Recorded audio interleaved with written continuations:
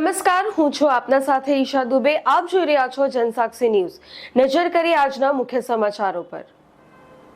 અંકલેશ્વરની પાનોલી જેડીસીમાં આવેલી સલ્ફર મિલ કંપનીમાં આગ લાગવાની ઘટના સામે આવી હતી. કંપનીના પ્લાન્ટ વિસ્તારમાં અચાનક આગ ભભૂકી ઉઠતા ધુમાડાના ગોટી ગોટા આકાશમાં દેખાયા હતા, જેને કારણે આસપાસના વિસ્તારમાં ભયનો માહોલ સર્જાયો હતો.